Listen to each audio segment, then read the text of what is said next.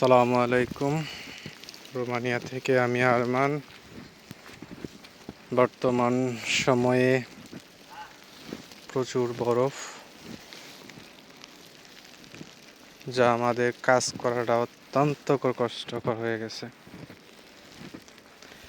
দেখেন কি পরিমাণ পা ডাবে বরফের মাঝে। যেহেতু আমি রেলওয়ে গ্যারেজে কাজ করি, তো রাত বাজে এখন 2টা। এটা হলো একটা মেইন ডিপো। এখান থেকে লোকোমোটিভ এবং কন্ট্রোলার সকল কিছুই উঠে। এই লোকে কাজের অবস্থা।